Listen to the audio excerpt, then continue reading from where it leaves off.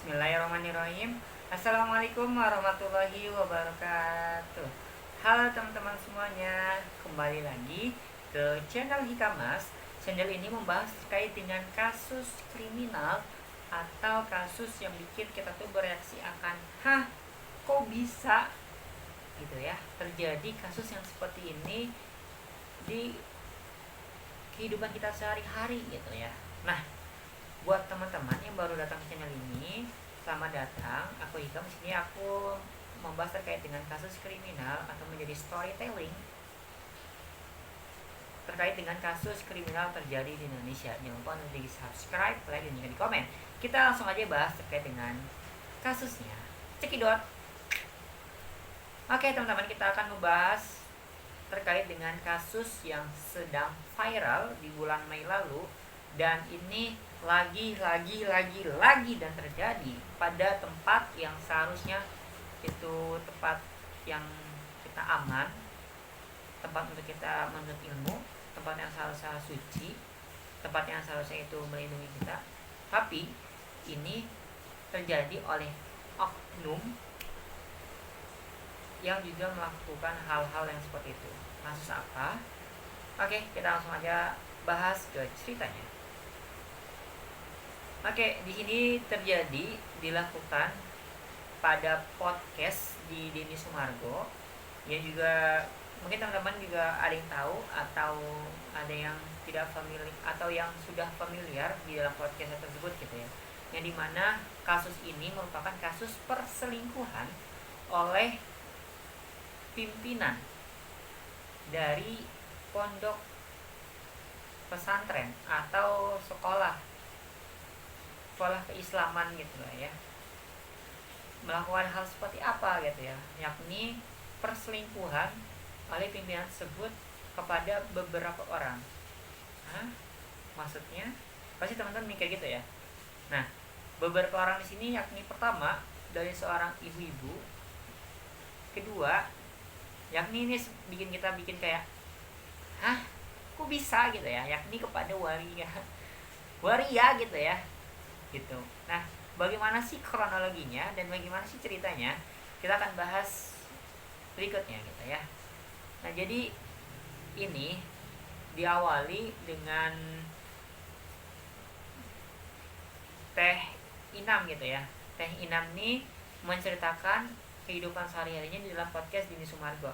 Nah, Teh Inam nih merupakan, ya sebelumnya memang masih gadis gitu ya, masih gadis dan juga tentunya lagi mencari seorang pasangan untuk dijadikan seorang suami. Ya, Teh Inam sendiri memang memiliki juga pondok pesantren atau sekolah keislaman juga ya. Itu. Tapi kalau yang Teh Inam ini nggak terlalu yang terkenal ponpesnya, dan juga kalau yang si suami ini ya memang sangat terkenal gitu ya. Sangat ya banyak orang yang menaruh anaknya ke situ dan lain sebagainya gitu ya. Nah, lalu Teh Inam kan ingin mencari seorang suami untuk dijadikan seorang, ya ayah dari anak-anaknya gitu ya. Lalu mencarilah beberapa. Nah, memang di situ banyak tuh katanya ini yang disampaikan, banyak yang ingin melamar dari satu orang ke dua, tiga, dan banyak hal kesana gitu ya. Nah, tapi memang katanya yang mengarah untuk bebet bobotnya baik ya si cowok ini, si suaminya ini, yakni kita sebut namanya itu, sebenarnya di dalam podcast tersebut tidak disebutkan ya, kita menyamakan aja namanya, yakni Kang Bayu. Nah, jadi Kang Bayu di sini memang terbilang ya tadi ya, pimpinan dari yayasan pondok pesantren tersebut gitu. Nah, makanya karena memang sama nih backgroundnya gitu ya, udahlah nggak apa-apa, akhirnya menikah dengan si Teh Inam tersebut. Oke, terjadilah pernikahan yang awal-awalnya masih terbilang cukup aman, tapi ketika berjalan udah 10 hari itu ada yang mencurigakan terjadi gitu ya. Nah, apa yang terjadi gitu ya. Jadi ketika ya sebagai pasangan suami istri pasti saling terbuka lah ya, melihat handphone satu sama lain, terus juga ya hubungan badan, terus juga bercengkrama, bercerita. Karena kan katanya gitu ya, kalau menikah dengan cara ta'aruf atau dengan tanpa ada pacaran, ya itu jauh lebih ini ya, jauh lebih nikmat gitu ya. Maksudnya jauh lebih nikmat dalam segi ngobrolnya. Terus juga ya masa-masa ta'aruf adalah masa-masa ketika berpacaran setelah menikah gitu. Jadi ya pasti harmonis gitu ya, bahkan gitu ya, si Kang Bayu ini memang katanya jadi pengajar juga di MTS itu kalau di dalam ya masa-masa sekolah itu sekitaran SMP gitu ya, SMP yang juga jadi pengajar. Inam juga jadi pengajar di sana gitu.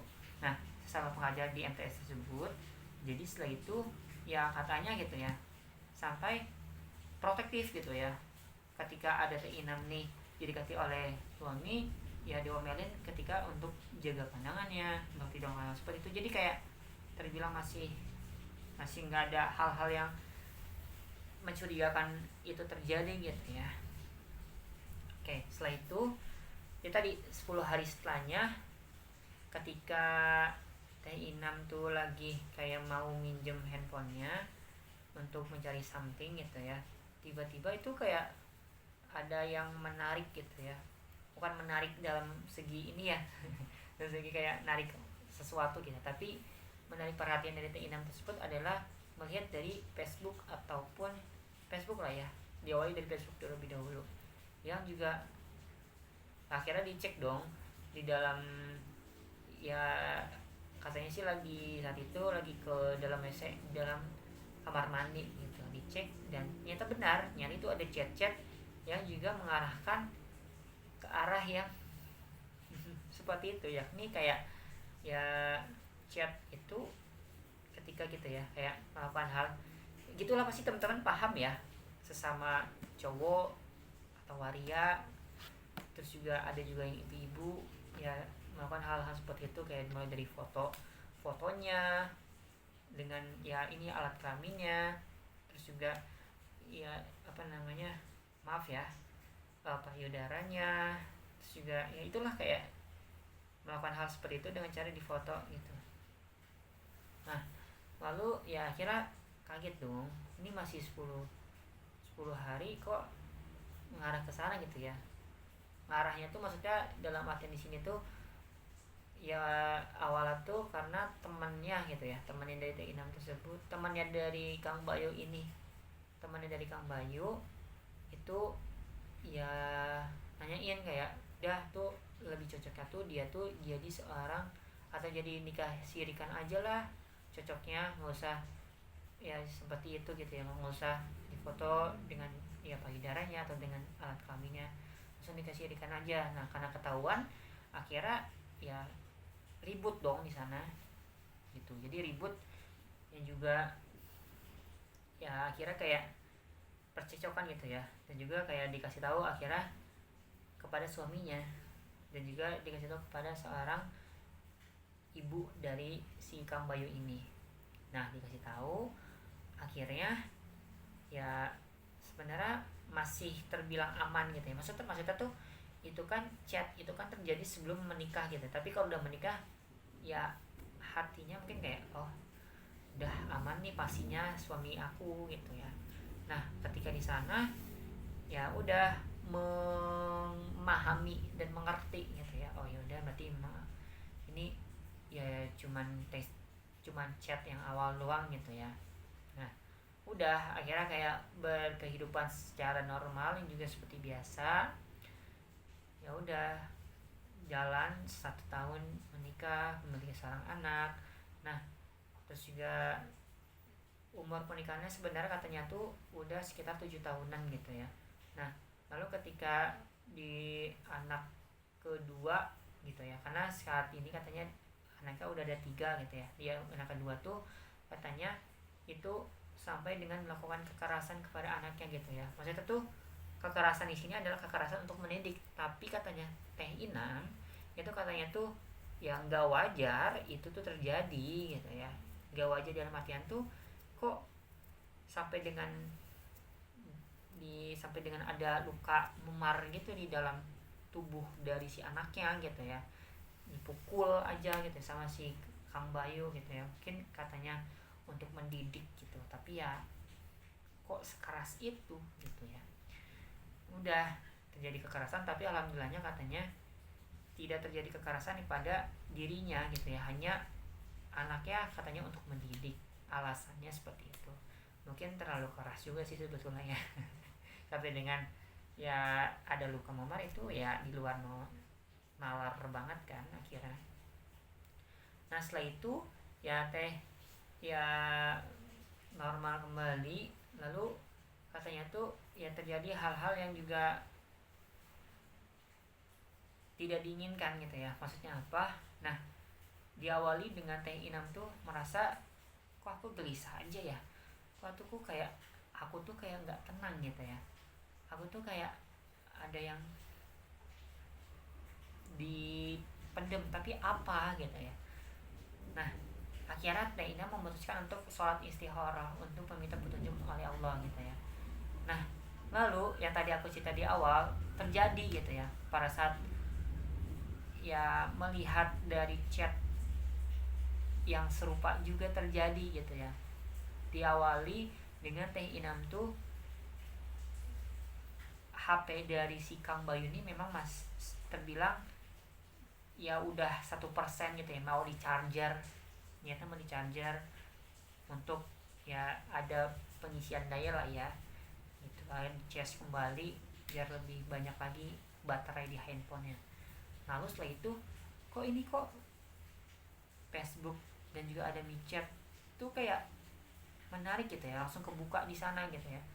Nah berarti di sana tuh Teh Inam tuh kayak ngerasa wah Allah tuh ngasih petunjuk nih kepada aku gitu ya, untuk ya tadi karena udah sholat istikharah juga mendapatkan petunjuk dari Allah, ya udah ditunjukkan oleh Allah nih, aku tunjukkan kepadamu seperti ini kelakuan dari suamimu gitu. Nah akhirnya ya ketahuan di sana, dimulai dari suaminya ini chat dengan yang seperti itu. Ada grup-grup yang juga kayak grup ya, ada grup tentang ini ya, kayak cari grup keislaman, dimulai dari grup apanya nama tuh kayak cari istri yang juga untuk diajak ta'aruf, yang juga katanya kriterianya juga yang kayak badannya besar, juga kayak ibu-ibu.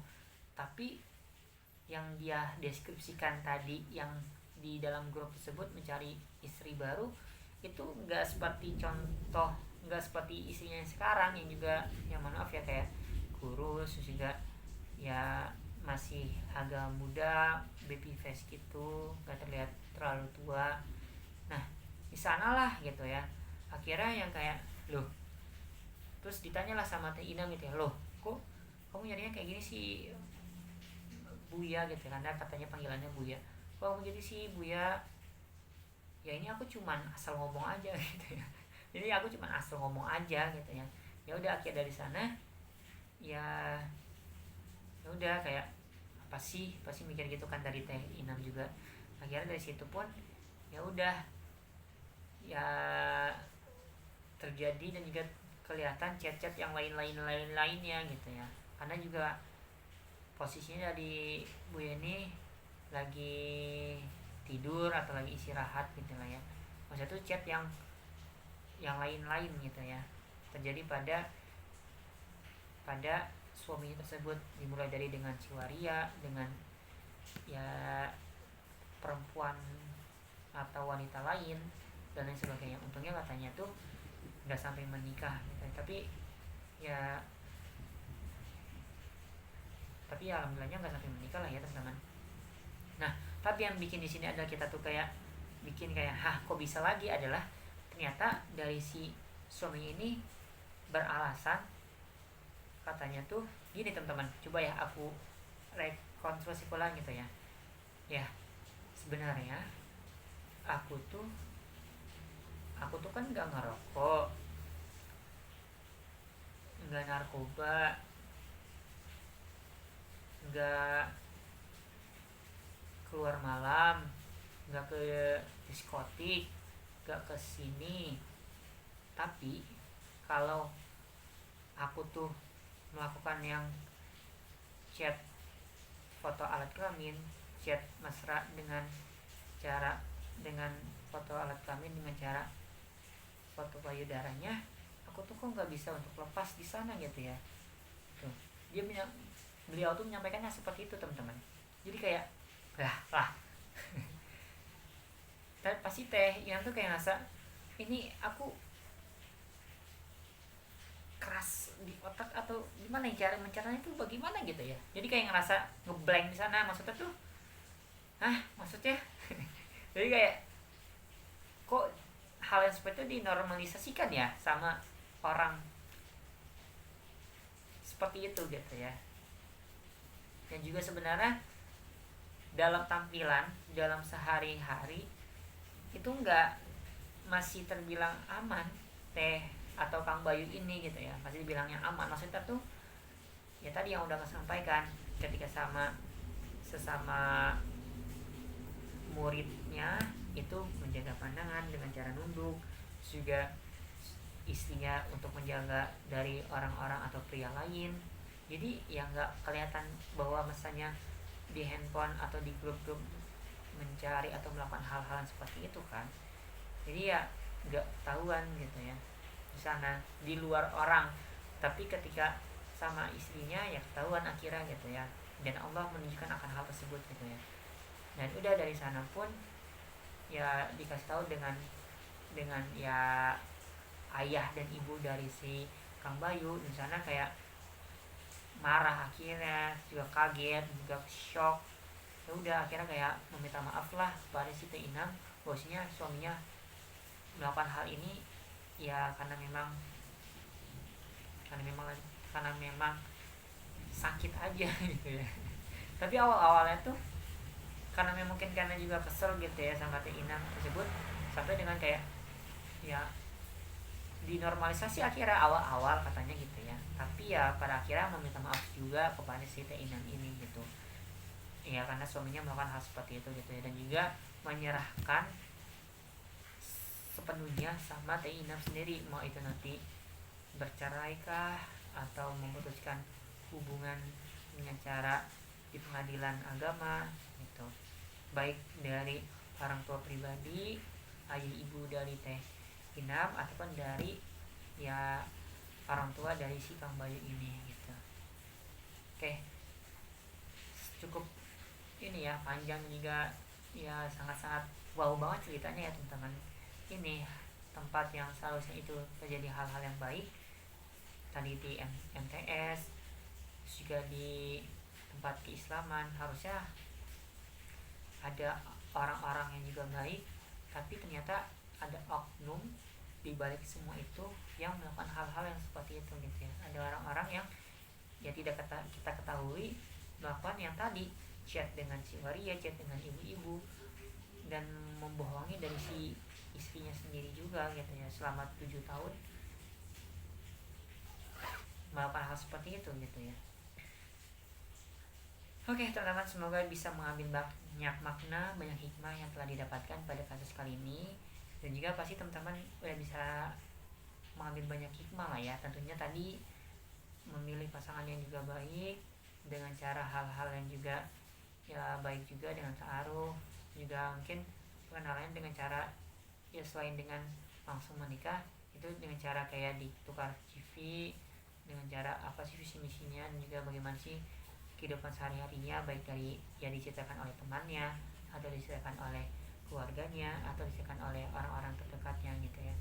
Ketika udah orang-orang terdekat tuh merasa kayak oh gitu aman, oh itu cocok loh untuk jadi seorang suami, oh dia cocok tuh sebagai seorang istri, nah itu berarti udah aman dan juga untuk udah bisa melanjutkan ke jenjang yang lebih serius lagi atau pernikahan. Tapi kalau misalkan ya ada hal-hal yang kurang menarik, atau ada hal-hal yang ini tidak seharusnya dilakukan atau tidak seharusnya terjadi, ya maaf, berarti tinggalkan aja itu yang nggak jadi untuk jadi seorang suami atau seorang istri gitu ya.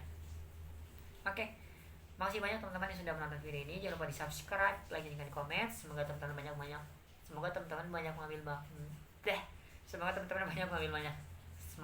bisa mengambil banyak makna hikmah yang didapatkan pada kasus kali ini. Jangan lupa di subscribe, like, dan komen. Makasih banyak teman-teman sudah nonton video ini. Wassalamualaikum warahmatullahi wabarakatuh. See you next video teman-teman. Bye bye.